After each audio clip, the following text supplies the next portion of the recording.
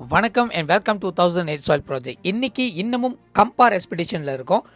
இன்னைக்கு ஒரு வித்தியாசமான ஆலயத்துலேருந்து ஒரு பிடி மண் எடுக்க வந்திருக்கேன். இந்த ஆலயத்தோட பேர் வெத்தல கோவில் ஜலன் த்ரோனோமாய்ஸில் இருக்கின்ற இந்த ஒரு ஆலயத்தில் மிகப்பெரிய காவல் தெய்வம் வழிபாட்டான இந்த தளத்துலேருந்து ஒரு பிடி மண் எடுக்கிறது ஒரு பெரிய பாக்கியமாக தான் நான் கருதுகிறேன்.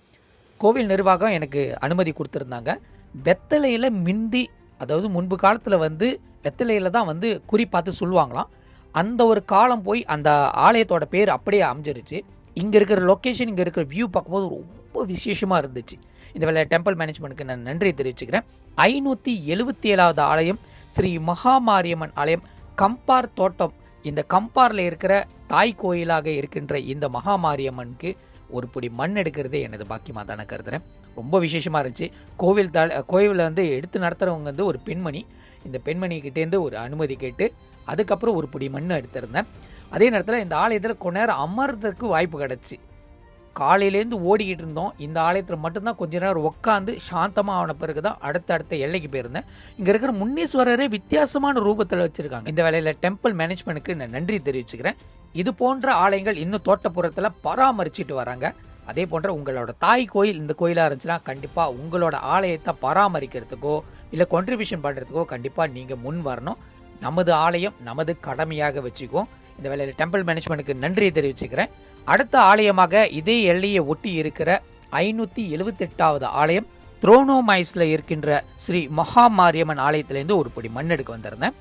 நான் வரும்போது இந்த ஆலயத்தில் அப்போ தான் அந்திகால பூஜை நடந்துக்கிட்டு இருந்துச்சு.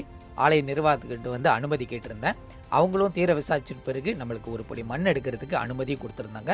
இந்த எல்லையில் இவங்க தான் தாய் கோயில். அதே நேரத்தில் மிக பழமையான கோயில் சொல்ல முடியும். காரணம், இதோட சில வடிவத்தை பார்த்தாலே அந்த ரூபத்தை பார்த்தாலே நம்மளுக்கு தெரிஞ்சிடும் இது குறைஞ்சது ஒரு 100 வருஷத்துக்கு முன்பு செய்யப்பட்ட ஒரு சிலைகள்னு. இன்னமும் இந்த ஆலயத்தை பராமரிச்சுட்டு இருக்கிறது பார்த்தாலே மனசுக்கு ரொம்ப நிறைவாக இருக்குது. இது போன்ற ஆலயங்கள் பராமரிக்கிறதா நம்மளோட எண்ணமும், அதே நேரத்தில் இந்தமாரி ஆலயங்களுக்கு ஆதரிக்க வேண்டிய கட்டாயமும் நம்மளுக்கு உண்டு. இந்த வேலையில் டெம்பிள் மேனேஜ்மெண்ட்டுக்கு நன்றி தெரிவிச்சுக்கிறேன். இந்த ஆலயம் ரொம்ப ரொம்ப தனிச்சு இருக்கிற வாசி. மக்கள் அதிகபட்சம் விழாக்களுக்கும் பூஜைகளுக்கும் தான் மட்டும் வருவாங்க. மற்ற நேரத்தில் ஆட்கள் இருக்க மாட்டாங்க. இது எல்லா ஆலயத்துக்கும் நடக்கிற ஒரே விஷயம் தான். காரணம், எல்லாமே டவுன் ஏரியாவுக்கு மாறி வந்துட்டாங்க. எஸ்டேட் கோயில் இன்னும் எஸ்டேட்குள்ளே தான் இருக்குது.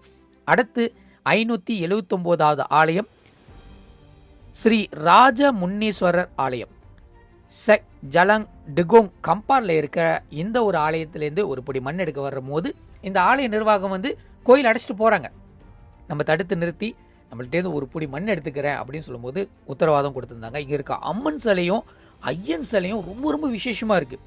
பார்க்கவே ரொம்ப ரொம்ப புதுமையாக இருக்குது. இந்த ஆலயத்துக்கு குறைஞ்சது ஒரு 70-80 வயசாக இருக்கும். ஏன்னா இது போன்ற சில வடிவங்கள் இதுக்கு அப்புறம் வந்ததே கிடையாது. அந்த காலகட்டத்தோடு நின்றுச்சு. இந்த வேலை டெம்பிள் மேனேஜ்மெண்ட்டுக்கு நான் நன்றி தெரிவிச்சுக்கிறேன்.